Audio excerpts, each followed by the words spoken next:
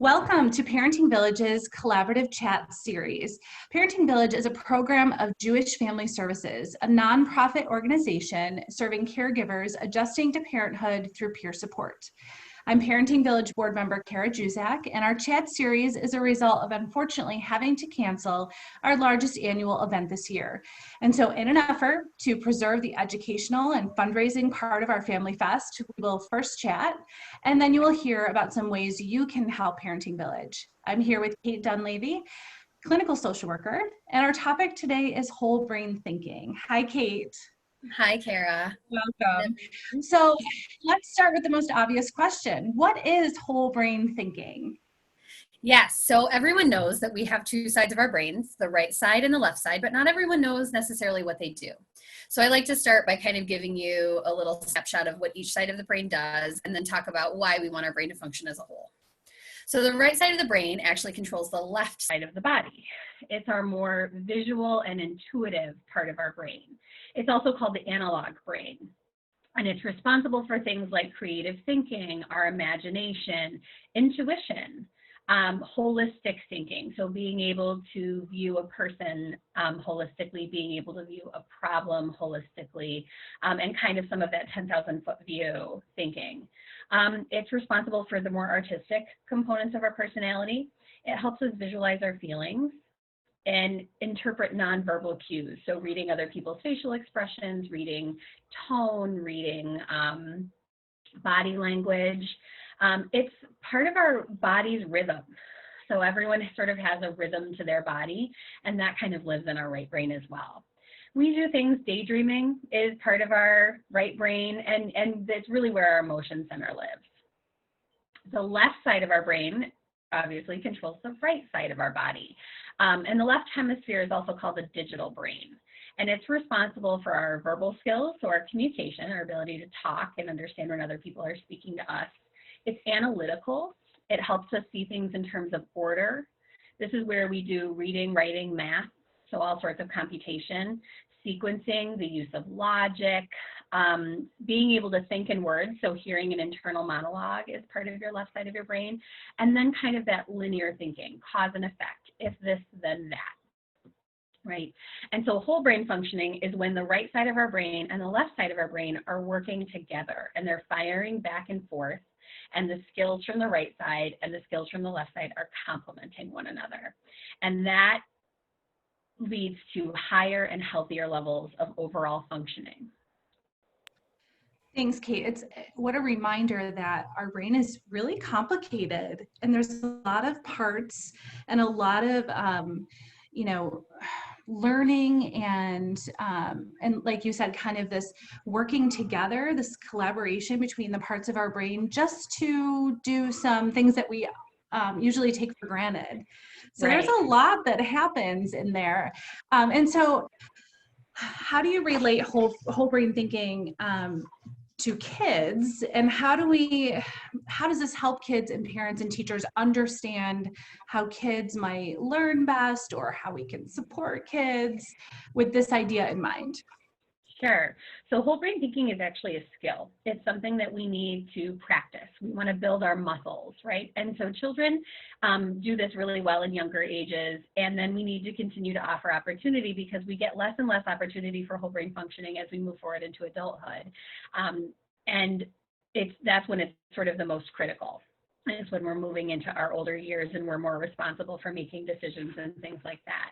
So when you have good whole brain functioning, it improves your ability to focus, to attend, and to concentrate, which means you can input, store, and then retrieve information much faster and much better and much more holistically when your brain is working together. So if you're using sort of the verbal side of your brain and you're also having some type of demonstration in another way, and we'll talk about examples of this, then your brain has a more solid memory of that and our building blocks. And then we can have sort of deeper levels of learning. It improves communication. It allows us to be better at expressive communication, so saying what we mean and really conveying that effectively. And also receptive communication. So being able to hear what others are bringing to us and being able to understand. I'm sure we've all had conversations where we think we were really clear and communicated really effectively, and then everyone walks away with a different understanding.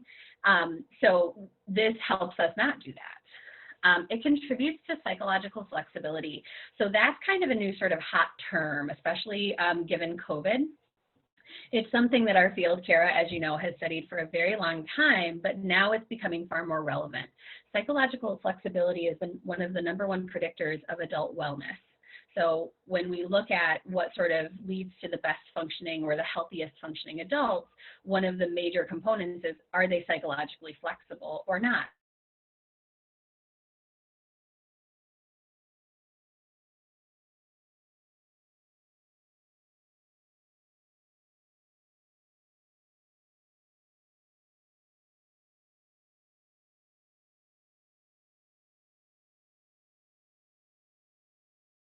It improves your ability to self-monitor and self-regulate. Or in other words, it improves your ability to be more in control of your emotions and to have more control over sort of the behavior in response to your thoughts and your feelings.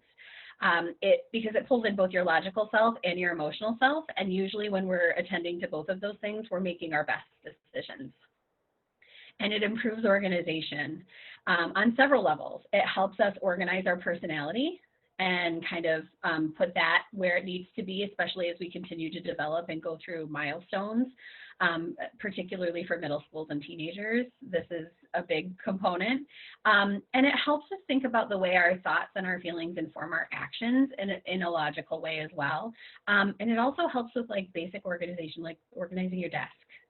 Right? So you can have both components of, I know that I do an emotional job, and so my emotional side of my brain says I need my tissues near me, and I also know that I need to take notes sometimes when people are telling me really important things, so I also need to have my pen and paper near me, right? And so that's me starting to use both sides of my brain to organize my desk. And so you make a reference to lots of different developmental times in our life where we're constantly learning. Is it safe to say even as adults we're continuing to make these connections? Oh, absolutely. This never ends. Never ends. so it just takes on a different look as kids are developing. And then you mentioned middle school and teenage years where there's a lot of kind of exploring a sense of self and identity. And so yeah, it does. It sounds like a lifelong journey. Yes, in each sort of life stage and milestone, we have different jobs.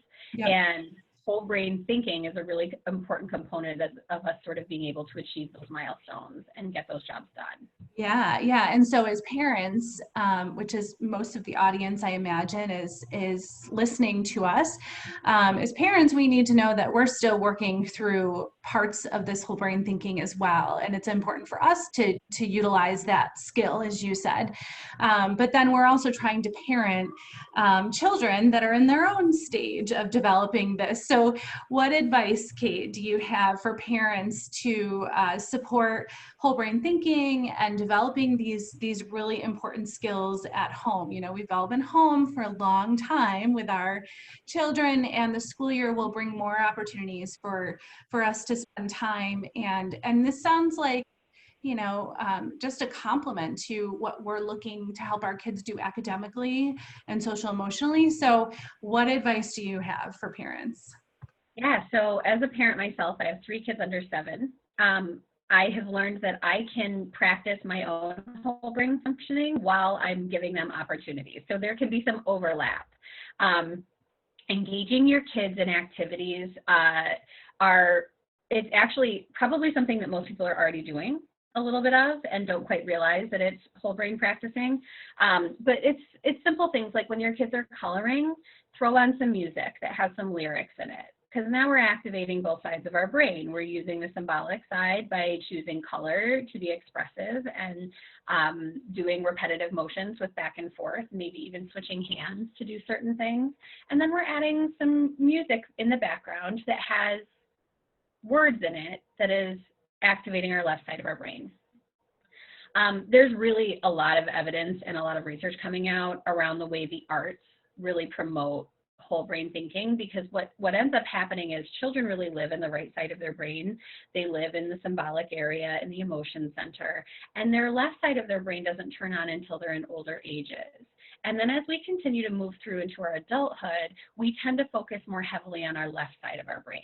So you'll probably notice, like, you don't have the time to play, to color, to engage in theater, to do the things that you used to do when you were younger. So another example that a lot of people probably are already doing is, my kids love Play-Doh. And right now they are really into the restaurant Play-Doh game. And so they're using both sides of their brain, because they're going to come to me, take my order, and decide what I'm going to eat. And then they're going to go create it with Play-Doh.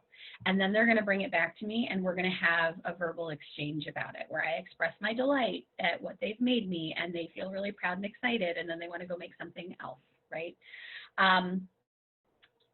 For younger kids, play is really, really important for whole brain functioning. And so that's things like adding dialogue when you're playing. So kids are, I'm sure you've seen your own children act out these deeply imaginative scenarios, whether they're playing with dolls or outside with sticks, whatever it is they're doing, there's some crazy scenario going on. And so allowing them to not only act it out, but add the dialogue. And when you play with them as well, you doing the same thing, act out, add dialogue. That's activating both sides of your brain at the same time. So there's other pieces of this for older kids too, where kids might engage in theater, or even something as simple as singing while you're cooking, baking together, adding music. Cooking is a really interesting one.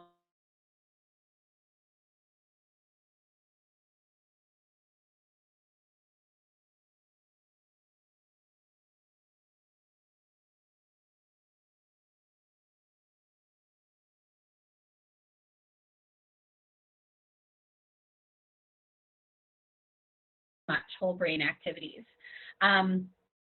Singing and dancing together. Right now, the Frozen 2 soundtrack is on at my house all the time, and there's lots of dramatic dancing and singing that's being done.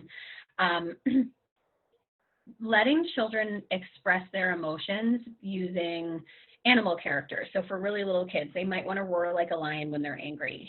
They might want to color their feelings and just scribble all over a piece of paper when they're really happy or excited. So asking them to represent their emotions in some type of a creative way. You can also use music to do that. So putting on a song that kind of goes with really excited, happy feelings, and then dancing out your feelings using sad music, angry music, things like that are all really helpful for younger kids. The one that probably is one of the most annoying ones that younger children do, especially when you're on your way to work and you're just trying to get your kid breakfast. Right now, my 7-year-old is super into this. They really want to symbolically communicate with me what it is they would like for breakfast. And so they're going,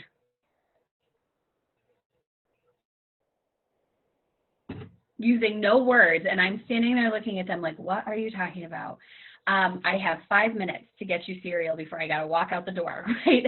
But I need to be patient with that, because that is whole brain work that they're doing, using gestures and symbols to communicate something, creating alternative languages, all that kind of fun stuff. Pig Latin, if you remember that from your younger years, Pig Latin uses both sides of the brain.